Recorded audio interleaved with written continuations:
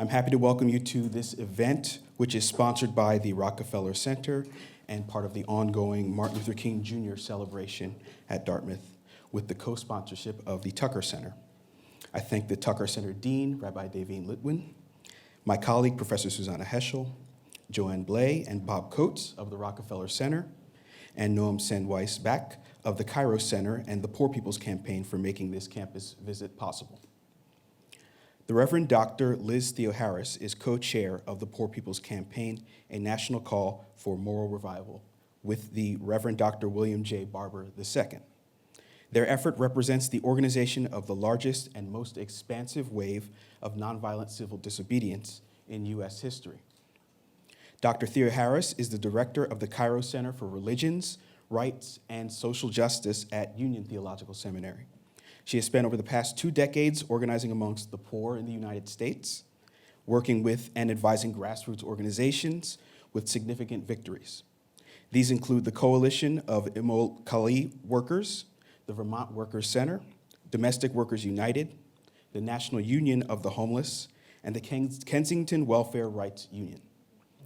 Dr. Theoharis received her Bachelor of Arts in Urban Studies from the University of Pennsylvania, her Master of Divinity from Union Theological Seminary in 2004, where she was the first William Sloane Coffin Scholar, and her PhD from Union in New Testament and Christian Origins. She has been published in Time Magazine, The Guardian, Sojourners, The Nation, The Christian Century, and others.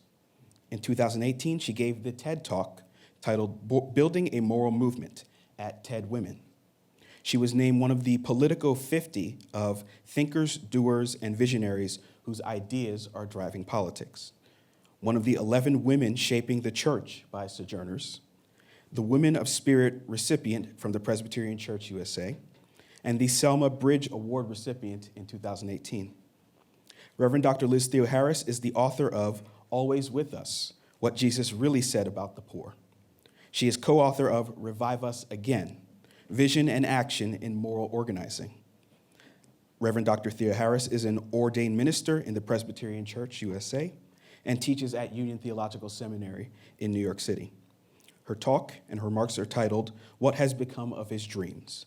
Please join me in welcoming Reverend Dr. Liz Theoharis. Thank you. Good evening. How are folks doing? If anyone wants to sit, come on over.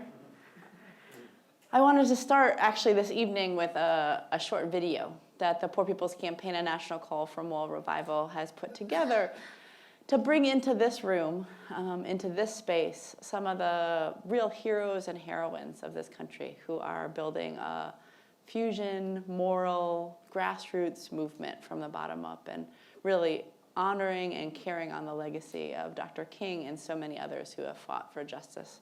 So I'm going to start with that and then share some remarks and then be excited to have a chance for dialogue and discussion with you all.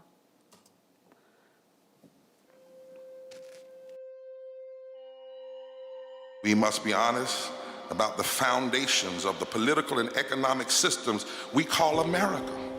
I love America because of her potential, but I know that America will never even get close to being a more perfect nation until we are honest about the politics of rejection.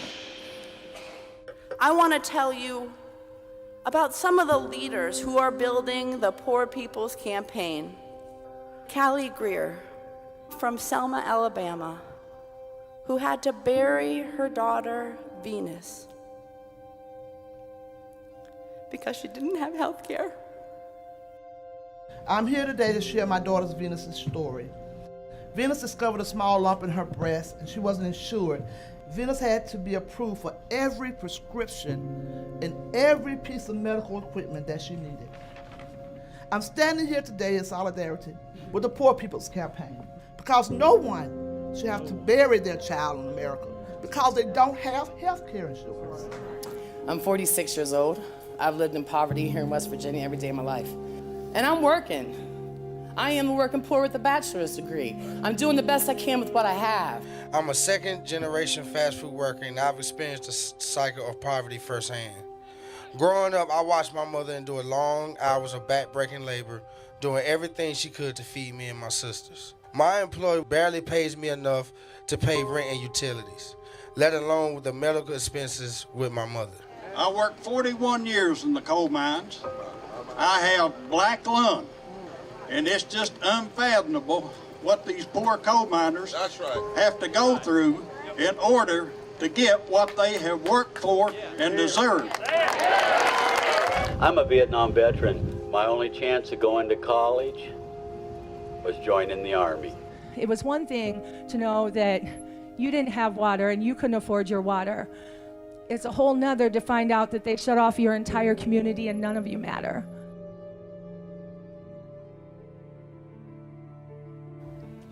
But when I lost my housing, healthcare, and income all at the same time, I was terrified, panicked. Now, I'm also a Kansas farmer's wife. Kansas farmers are committing suicide at a far greater rate than the national average. Why? Because they're stressed out. They're stressed out. They're usually in debt up to their eyeballs because they can't pay for all the equipment that it takes to run a farm. And they're in the most dangerous line of work there is, yet many can't afford to buy health insurance.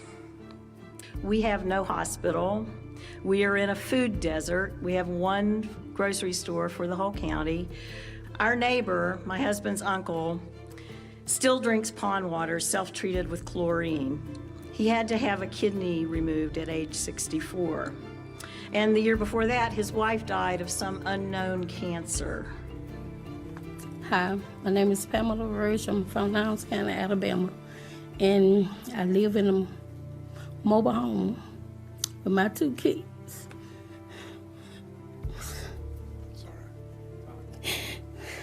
And I got raw sewage. I don't have no money on power.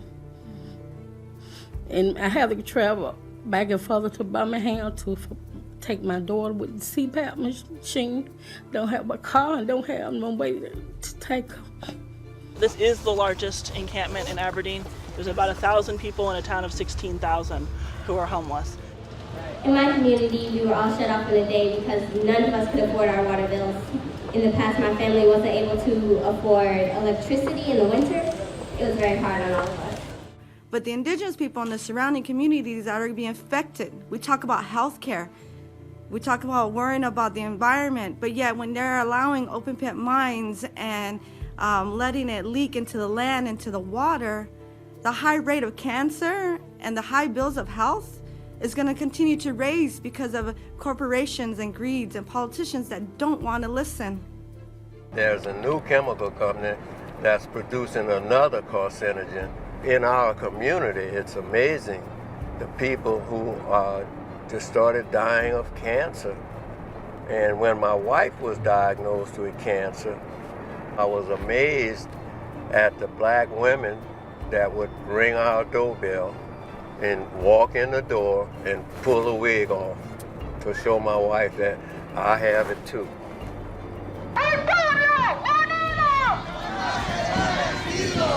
This wall, this is sin of the highest order. I put my life on the line at 17 years old to defend the Constitution of the United States against all enemies, foreign and domestic. And right now what we have domestic enemy right here.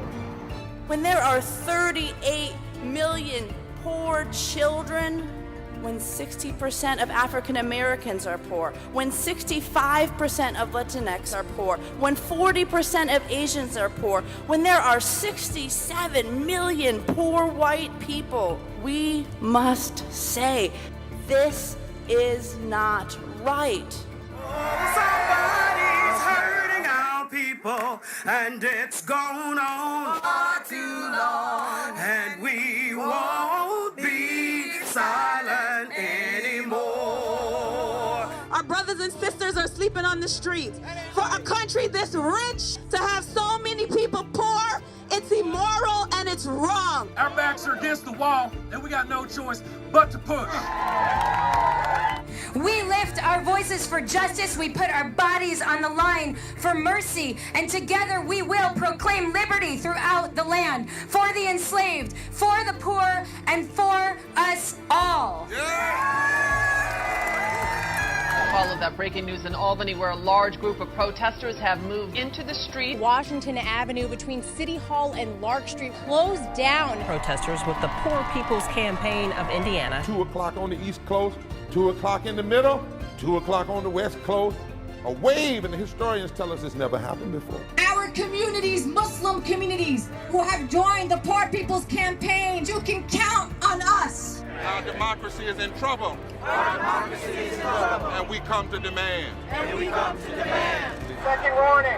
I cannot stand here and claim to be a follower of Jesus Christ and be silent about the moral outrage that is going on in our country. Because it's crucial that we make ourselves heard. No one is listening. We write letters, we make calls. No one is listening. So we gotta find a way to make ourselves heard. We are the Poor People's Campaign, a national call for moral revival. And we are here. We are poor. We are clergy. And we're here to say to our nation's capital and to the highest court of this land that everybody has a right to live. Everybody has a right to learn. Everybody has a right to love. Everybody has a right to living wages. Everybody has a right to vote. Everybody has a right to thrive in this society. Everybody say, "I!" I believe that we will win. I believe that we will win. I believe that we will win. Freedom fighter, and he taught us how to fight. They're poor and they're clergy. We read Article 6 of the Kentucky State Constitution that says we have a right to free assembly. We are demanding that we stop the war on our poor. We demand the right to vote. For formally You need to cease and desist immediately or you'll be arrested. Poverty spans every race, creed, color, and sexual orientation. Will you advocate for a complete debate on the issue of poverty in the United States of America? Yes. Well, you know, I would be thrilled to have a debate on those topics. All the media there, yes, okay. Yes. Joy, and Joy has a question. You want a short answer to that question? Yes, of course. There are 140 million poor and low-wealth people in this country, almost half of this nation. And any nation that ignores half of its people is in a moral and economic crisis. So we will. Do more. There will be a movement that will break through the con and bring people together to save the heart and the soul of this democracy and this world.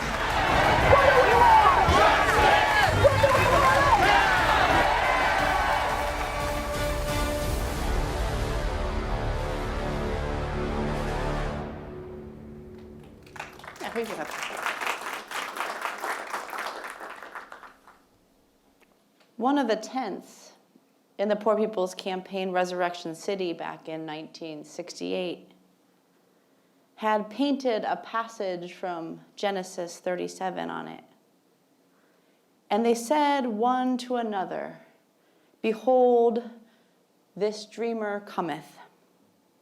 Come now, therefore, and let us slay him, cast him into some pit, and we will say, some evil beast has devoured him, and we shall see what will become of his dreams." MLK Jr., 1929 to 1968. One of the mule train caravans from Marks, Mississippi in 1968 had written on it, "I had a dream." Another had, "Don't laugh, folks, but Jesus was a poor man." Indeed, the last campaign that the Reverend Dr. Martin Luther King was waging was called a Poor People's Campaign. He proposed uniting and organizing thousands of poor people from all across the country into a force to be reckoned with. He suggested that the Achilles heel of racism and poverty and militarism was to unite millions of poor people across race, geography, issue into a campaign to lift the load of injustice and poverty.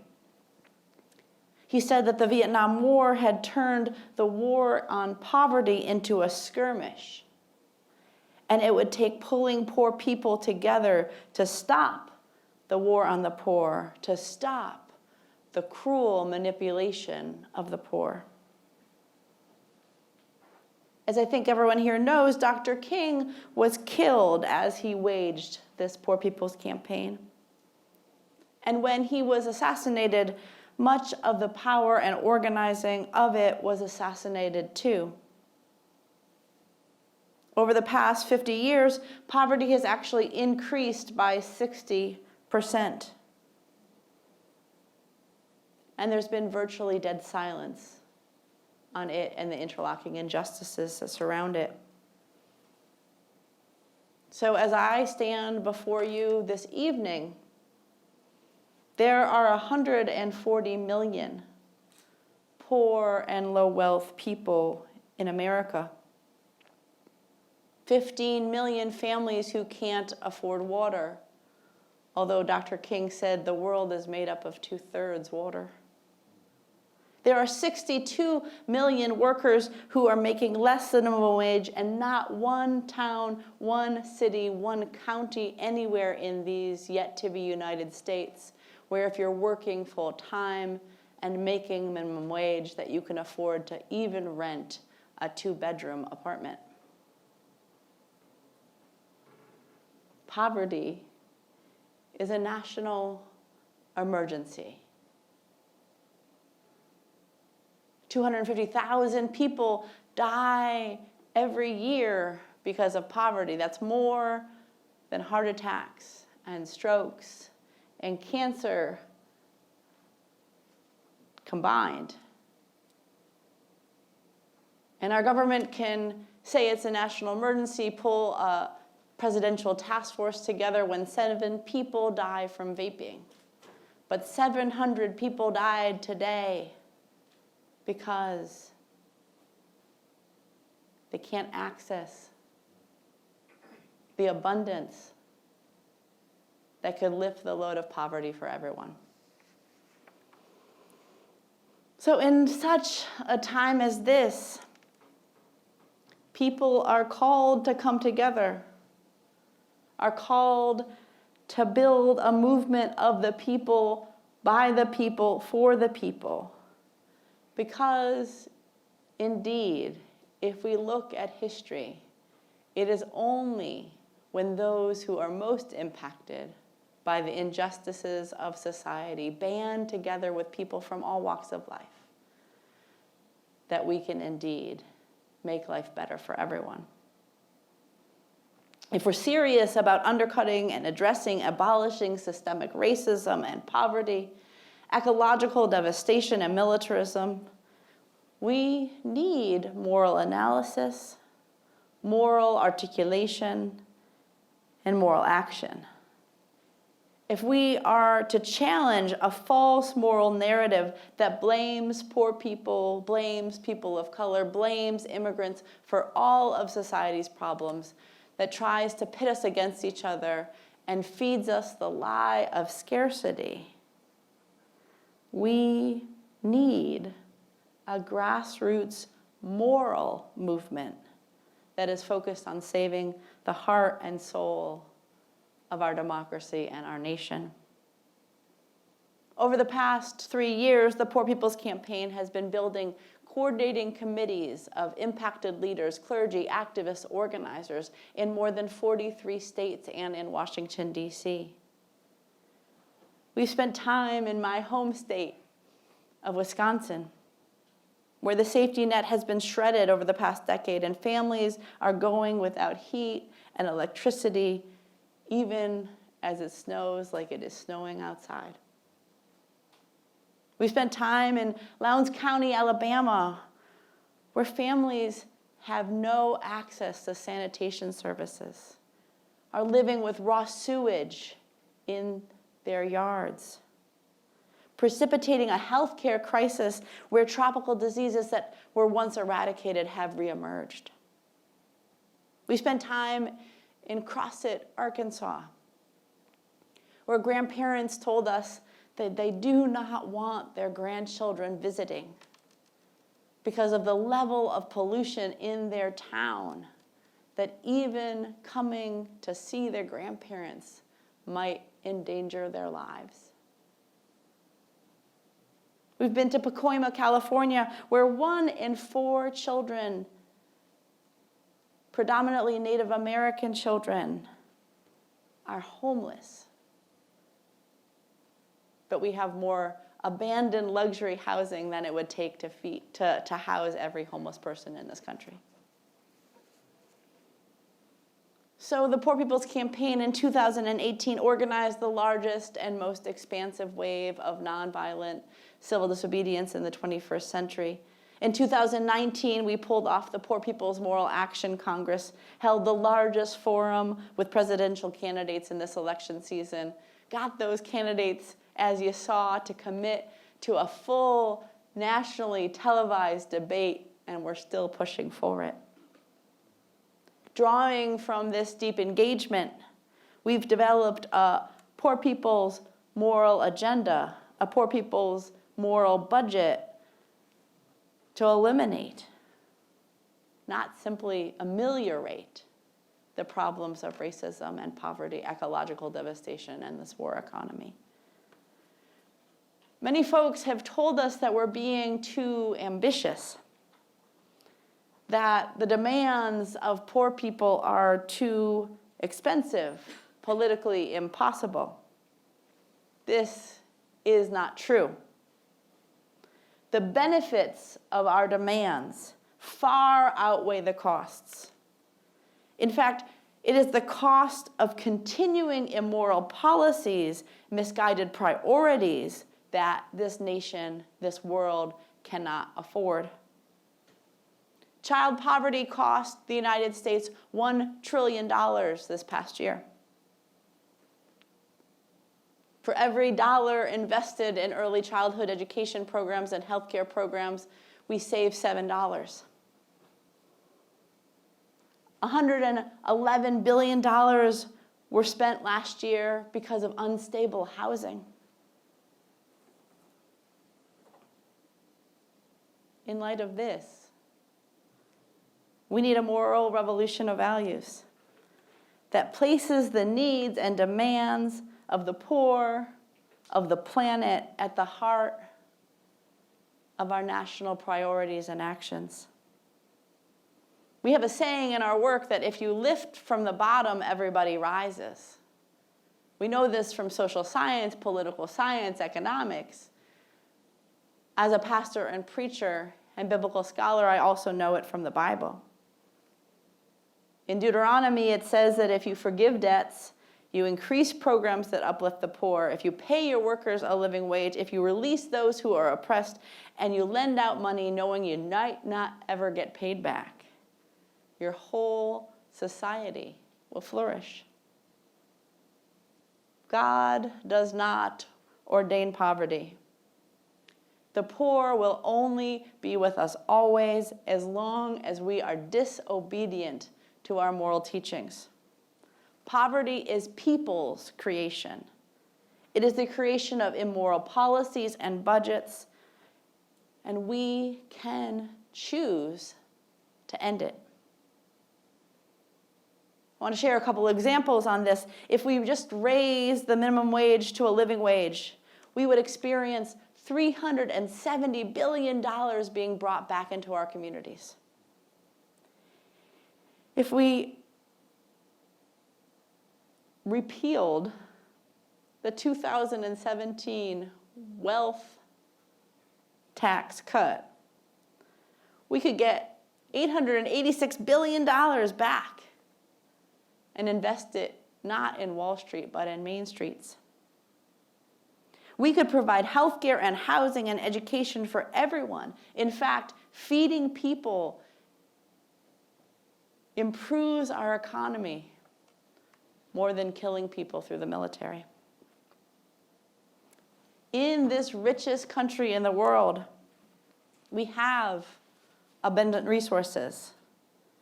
The problem is that our public policies have funneled too much to too few. We don't have a scarcity of resources. A scarcity of political will we do have. But it doesn't have to be this way, and people are rising up to make a change. I want to tell you a little bit about the power of some of the leaders of this campaign. Leaders like Marion Kramer, a grandma from Detroit, Michigan, who put her body in front of trucks being sent to cut off the water, as we heard on that video, who developed a water affordability plan that eliminates water shutoffs not just for Detroit, but as it's being implemented in communities across the country, lifts everybody up. I'm particularly inspired by Callie Greer, the mom who lost not just one, but two of her kids because of poverty, but who has vowed to build a poor people's campaign and has organized some of the largest demonstrations of poor people in Alabama and across this country. I can tell you about families in Kentucky who entered the State House, although they were initially banned, and delivered toothbrushes to the elected officials there that was able to result in stopping attaching work requirements to Medicaid and dental care and vision plans. I can tell you about homeless white millennials in Washington state who are entering into the prisons there. They have the highest incarceration rate for non-criminal offenses, making connections to young people in Ferguson and other parts of the country, and organizing the young people in the jails there, preventing white supremacists from coming and recruiting these young people, and recruiting them instead into a moral movement, a movement of people across racial lines. And I could tell you about a mass meeting we held in Greenfield, Massachusetts last night, where hundreds of poor people from Franklin County, from Boston, from Cambridge, from Springfield came together and said, we will be there in the numbers for a mass Poor People's Assembly and Moral March on Washington on June 20th, 2020. I want to share a message from Dr. King as he was calling for this Poor People's Campaign. He says, disinherited people all over the world are bleeding to death from deep social and economic wounds.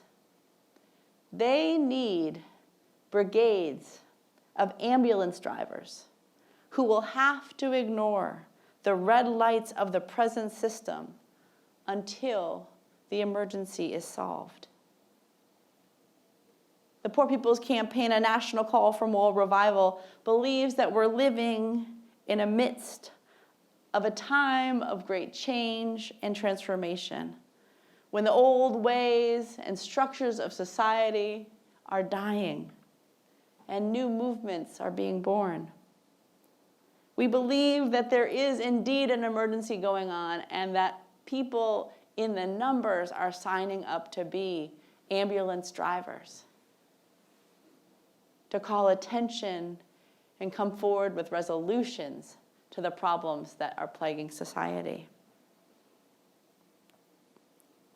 Brian Stevenson of the Equal Justice Initiative has an appropriate quote for the problems that we're trying to solve. He says, the opposite of poverty is not wealth.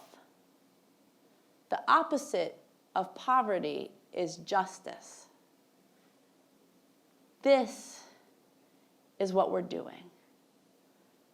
We're organizing for justice, starting with those who have little or nothing to lose, and bringing everybody in to a deep moral movement that can change society for the better.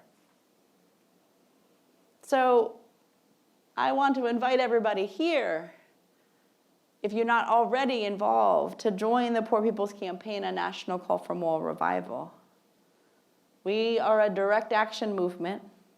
We're building power among the poor.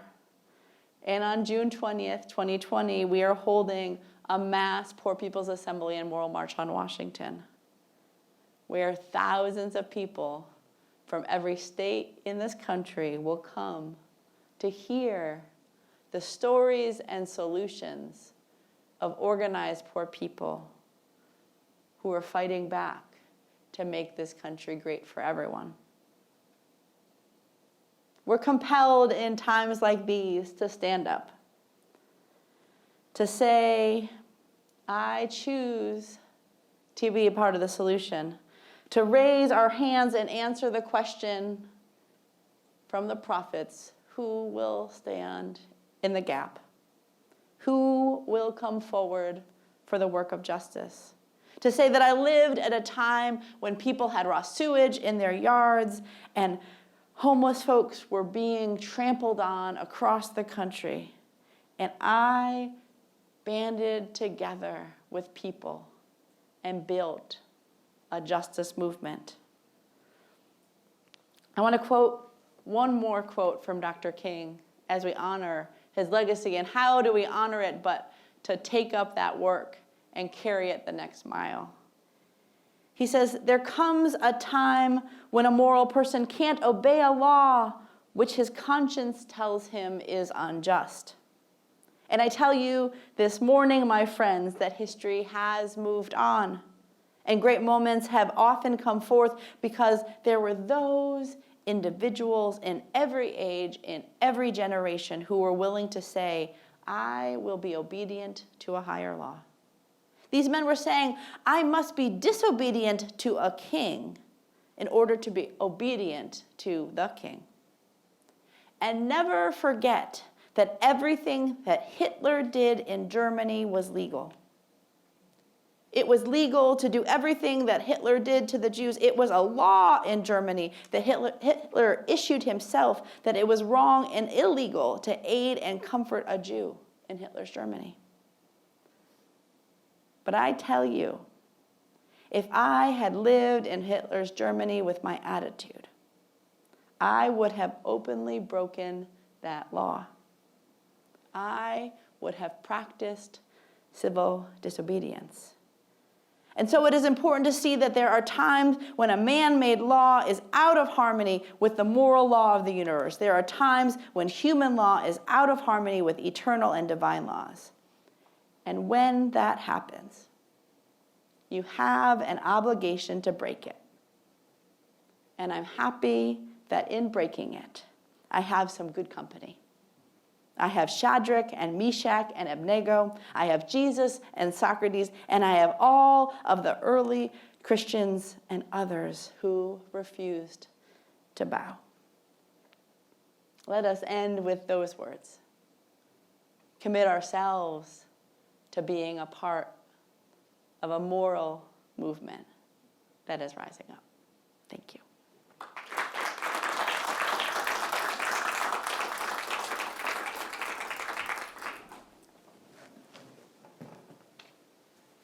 Where do you want to sit? I think I was told I'm supposed to sit here. Okay. And I don't often listen to what I'm told, but in this case I could.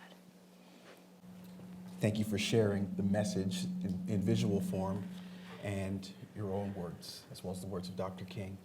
So this is a period for Q&A, so I'm not going to be the one speaking primarily, but I'll start us off with a question. And I believe there are students who will circulate mics around, so if you do have a question, please wait for the microphone to come to you.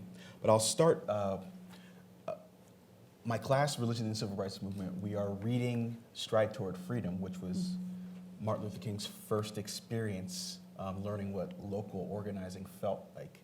And flash forward, here we are with this moral movement of folks. And I'm also thinking of Freedom Summer in '64, in which the folks who needed access to the political party itself show up at the convention. And because this is 2020, I'm asking this question. That's right. You have a March on Washington planned. Is there any planning in that regard for the conventions that come later? Will the Poor People's Campaign show up to make those candidates, make good on what they've promised? So we challenged folks in June to call for this debate. We were back at the Iowa debate a couple months later, not that many weeks ago, marching morally on that debate, reminding folks of that promise.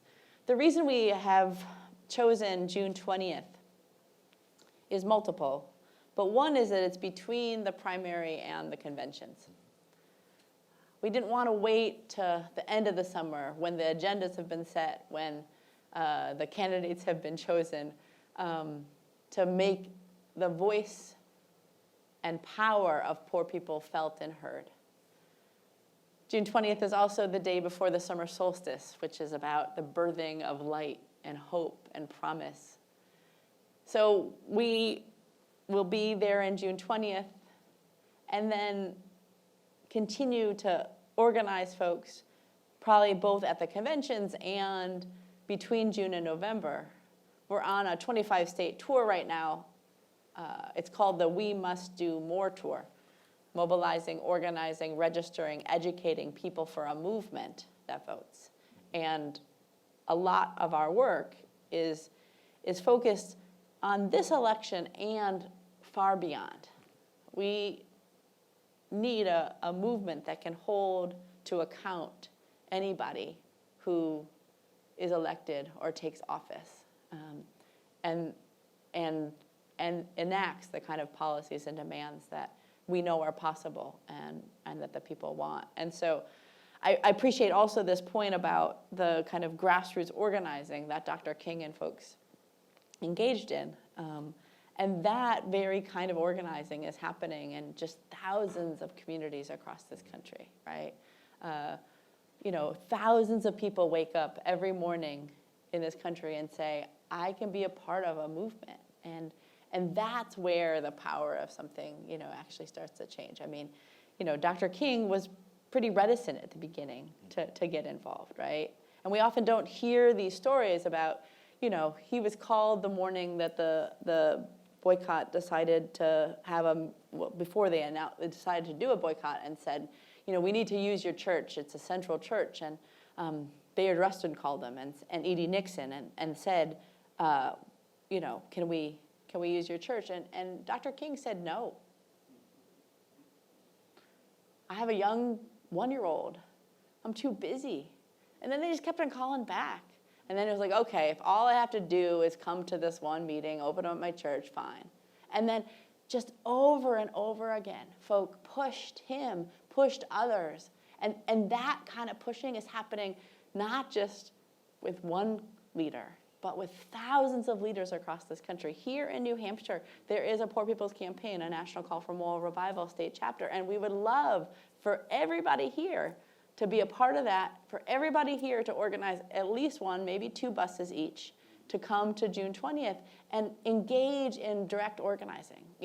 For students, we have launched a Poor People's Campaign student fellowship, where folk will get to learn many of these grassroots organizing skills. And so, there is a movement growing in this country, and it needs absolutely everybody.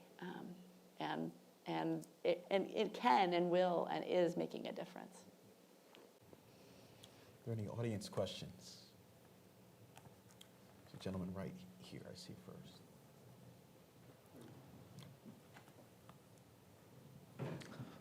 So where I'm from in North Carolina, a lot of issues, regarding poverty get painted as either, a blue or a red issue, not as an issue of poverty. And, for I think a lot of folk in North Carolina, rather than see an issue as, hey, this is something that, could help provide me opportunity, this is something that could, progress my neighbors and everyone around me, no, this is a blue issue, this is a red issue. So how are you guys kind of helping overcome the partisan world that we live in that frames all these things? Yeah, I think this is really important, in this election year, in this moment.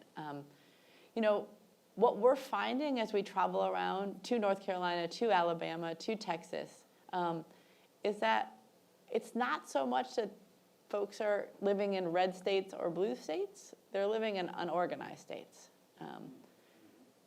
100 million people did not engage, did not vote, eligible voters, did not vote in the 2016 election. That is more people than voted for any of the candidates combined, right? Many of those 100 million were folks that are poor, are part of that 140 million poor and low-income people. What we're finding, and we're kind of coming out with a study actually in the next month or so, that in certain counties, if 2, 3, 5, 10% of eligible voters that are poor were to come together and vote with a moral agenda in mind, that it could fundamentally change our political landscape. That we've had 30 debates since the 2016 presidential election, and not one of those has taken up the issues that actually impact about half, if not more than half, of the US population.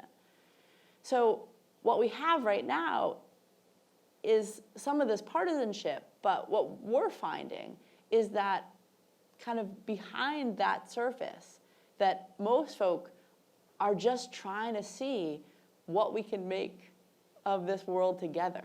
And that, we've done some deep organizing in many states.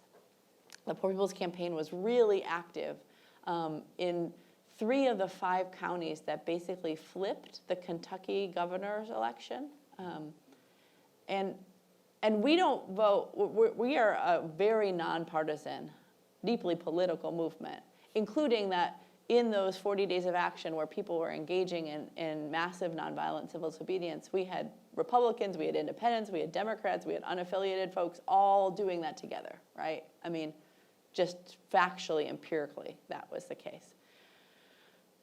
But the governor that had been in power, that no longer is, had blocked poor people from entering the state capitol in Kentucky, had made it a law just for the Poor People's Campaign, just for poor folks, that you had to go 2 in and then wait for those 2 to come out, and then 2 more poor people could go in. I don't know if folks follow, but this past weekend, there was an assembly of hundreds of folks in the state capitol in Kentucky with their guns full blaze. So you only allow 2 poor people, multiracial poor people at a time, to go in, but you allow hundreds of people with their guns to be there. So that governor who passed that rule, who also stood against the expansion of Medicaid, who stood against the raising of living wages, lost in this last election.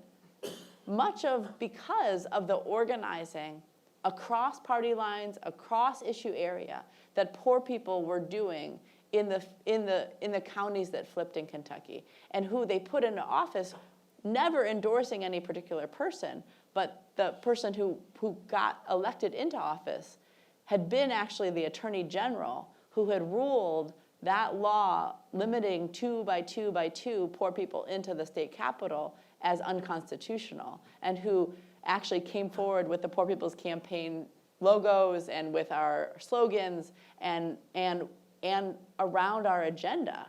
And then folks decided to vote that person in and other people out. And again, did this across party lines, did this across red state, blue state, but found the power of people, organizing and voting together. And to me, that shows the unbelievable potential, not to save any particular party, not to get any particular politicians elected, but to transform our political discourse and landscape, and to actually put front and center the issues that actually that the populace is concerned about, and the solutions that people have to those issues, into reality. I see a question right back there. Liz, it's great to have you in New Hampshire again. Thanks for being here. I've really appreciated it through involvement with the Poor People's Campaign, the effort to change the moral narrative. And I'm sure you share the frustration with how difficult it's been for that to get traction. On the one hand, and I was there when we asked each of the candidates to commit to it, and on the one hand, I was delighted in the last debate to hear 2 candidates actually mention the Poor People's Campaign, so at least there was an awareness of it. On the other hand, that debate that we asked for then has yet to happen. So my 2 questions are, how hopeful are you that one of the debates is finally going to address this issue, and what more can we be doing to get there? So I appreciate this, and we have 3 goals in the Poor People's Campaign, and they will be our 3 goals until we achieve them, and then maybe we can get some more. But and those goals are to shift the narrative, to get our nation talking and acting on the issues that actually concern people, to impact elections and policies. Again, not in a partisan way, but in a very political way.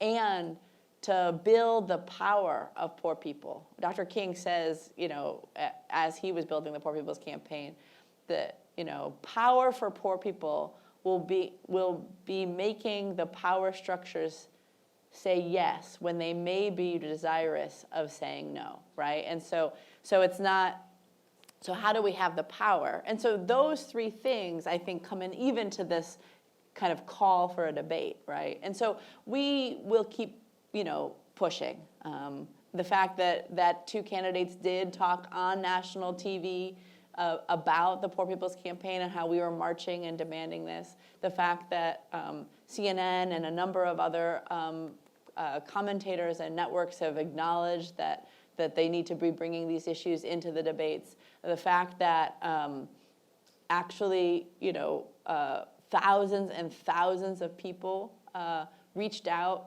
to the candidates and reached out to the DNC saying, we're still here, we need a debate. And we got calls from all of the candidates saying, what do you need us to do? I mean, and we said, fight for a debate on poverty, put out an agenda that's our agenda, advocate for the unity and organization of poor people.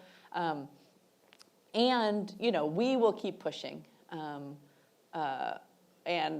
we won't be silent until we win, or until it further shows how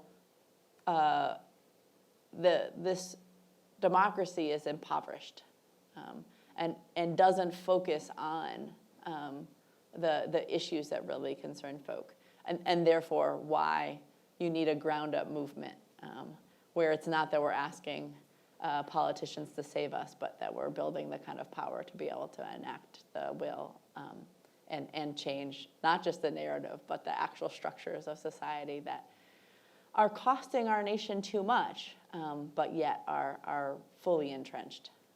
So, we need you all to send those letters, to call on folks, to insist that these issues are front and center, and mostly we need people to organize, especially poor and impacted people.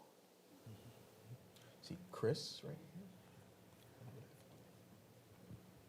Thank you so much for taking some time to come here. So you hear a lot about sort of extreme poverty. You hear about like $2 a day, evicted, things like that, where there's just levels of poverty. And there was a lot of examples in the film that you showed of just like poverty that's almost incomprehensible in today's world. And my question is sort of around the idea of, do you ever find it difficult, or I guess your team find it difficult when engaging in folks in these just like extreme poverty communities where you're trying to gather and organize, as you're saying, and a lot of, I think the issue that might come up that I'm imagining is like the results and the sort of the goal of these things are kind of long-term or medium-term, right? Electing new people, enacting new policy that down the road, especially for some of the most impactful things like education policy that could take a generation to really make the impact. So you have these sort of goals and the objectives are clear, but then you're interacting with people who their objective is just staying alive, and that in and of itself is a challenge. So I'm just wondering how you guys kind of interact with that dynamic of people are just trying to live day to day, and a lot of the changes and impacts are more medium to long term. Thanks, Ken. I mean, I really appreciate this, and as a preacher that tries to move particularly lots of churches on these issues, a lot of our faith communities are very, very happy to try to meet immediate needs, but then don't want to advocate for larger justice issues. And then also some of the churches that we have that want to advocate for justice issues don't want to, think they're too good to meet people's needs. And if you don't do both, you aren't connected to actually a growing movement, right? I mean, you have to meet people's needs. Now, not every organization has to be that way, but for instance, in Pennsylvania, the Poor People's Campaign and some of the organizations there, one is called Put People First Pennsylvania, has done these collections to basically pay for people's medical debt, because they can't engage in larger organizing if people, don't have the medicine they need, if they're too buried in debt, we have Greater Birmingham Ministries in Birmingham, Alabama, where, folks are meeting people's needs at the same time as advocating for living wages, right? And so the Poor People's Campaign, a national call for moral revival, isn't, we say this, we aren't one organization, we're an organism, and we're made up of a lot of organizations, and we need all those organizations, and we need all those programs, and we need, these moments and places where people are coming together and advocating for change in the long and medium term, and also meeting needs in the short and immediate term. And what we've also found is that, in the words of Dr. King, those who have little or even nothing to lose have a power that can be a new unsettling force in our complacent national life. Or in the words of a Fight for 15 worker who I think was in the video, yes, he was, okay. His name is Nick Smith, he's out of Virginia, Appalachian, Virginia. He says, our backs are against the wall and all we can do is push, right? Where what we're finding is that there are people who are not too poor to organize. In fact, they have to organize for their very survival. And sometimes that means organizing food and organizing, housing, but it also means organizing for larger systemic change. Last night, one of the testifiers that was just beautiful in this Greenfield, Massachusetts mass meeting, she said that she, after connecting with the Poor People's Campaign and seeing the power of poor people come together, had moved from trying to make a living to making a difference, and that had saved her life. Because without it, she, struggled day to day to pay bills. She blamed herself for the situation she was in. She regularly didn't have lights to turn on. She, just goes from crisis to crisis. But by connecting up with the campaign, for one, she has a network of folks that she's not alone in that can help meet those needs. But also, she can fight not just for herself, but for others. And doing that, opens up possibility, opens up hope, and opens up, actual systemic change. And so it means that we have to, walk on 2 feet. We have to figure out what in the immediate, this report, I was talking about this earlier, this report came out this week that we have the highest levels of student homelessness in history, right? So we have to figure out what are we going to do about that in the here and now? Like, what are we going to do about the fact that millions of students in this country right now actually are homeless, right?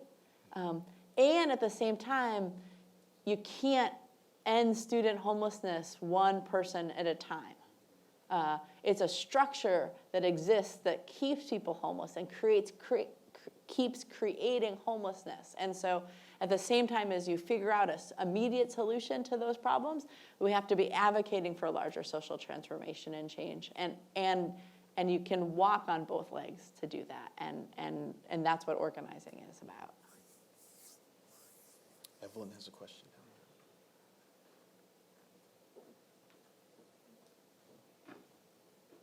Welcome to Dartmouth.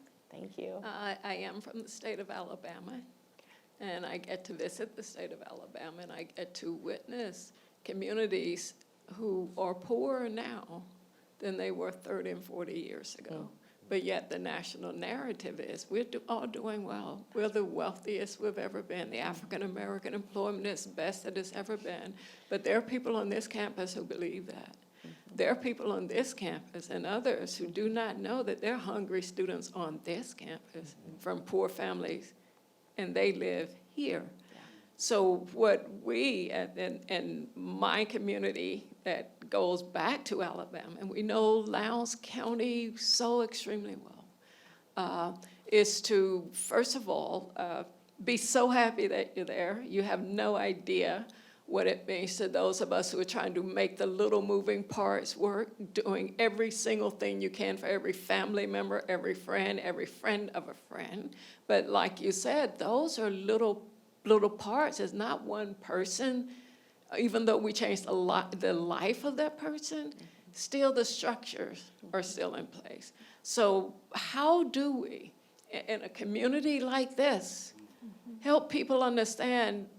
The one sign said, don't hate the poor, don't fight the poor, fight the problem is what I'm saying.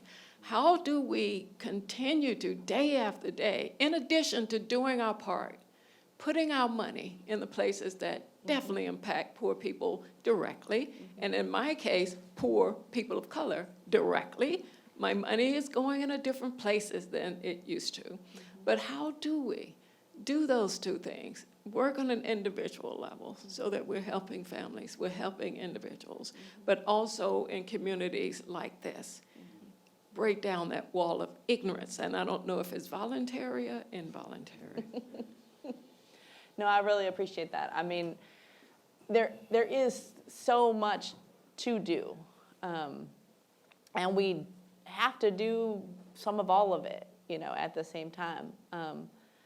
So I think when it comes to this, the kind of question of the misinformation and the perhaps willful ignorance that exists, I mean, right now, almost for those same 30, 40 years that you're talking about where poverty has worsened, there's been almost absolute silence on a national level and even in many community level of these issues. And so, the fact that we have close to half of the US population experiencing some form of poverty, it means that, of course, there are students that are food insecure here. Of course, there are staff members who are not getting paid living wages.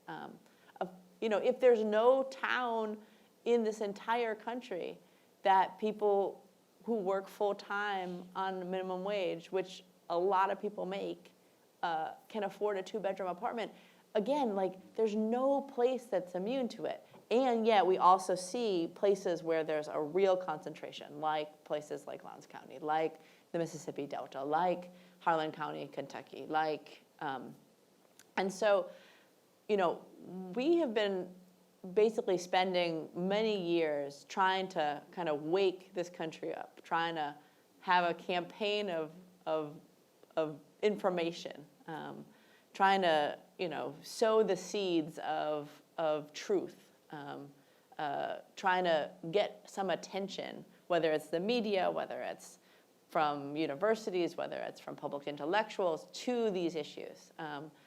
And we now see ourselves moving into a time where we have to more than just wake people up, but we have to kind of rise up together and organize together. And so the Poor People's Campaign, is calling for this generationally transformative event. We are organizing in these 43 states. And while we know that a lot of things have to happen, and this is a moment when many flowers need to bloom, that what we can do is try to shift the narrative, try to impact elections and policies, and try to build the power of poor people.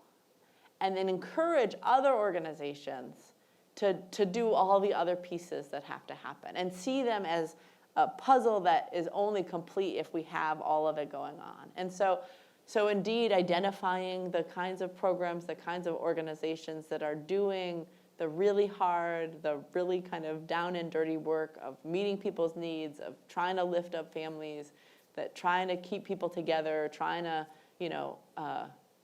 address these issues. It means, calling out our elected officials. It means calling out our faith and religious leaders. It means calling out anybody with influence in society to be true to what's at the core and center of our Constitution and moral values. And if there's a deviation from that, to call us back to it. And it also means, engaging in the long, hard work of actually community organizing. And so there, and that, I think about someone like Dr. King, right? They say that he basically had to work for 15 hours on every 1 hour sermon he gave, right? When you think about different leaders, it's not easy work, to build community food programs, to meet people's healthcare needs. It's not that you get to just flip a switch or snap your fingers and it's all easy and done. It's long, hard work. And so because it is that long, hard work, it takes people with a deep commitment, and it takes everybody.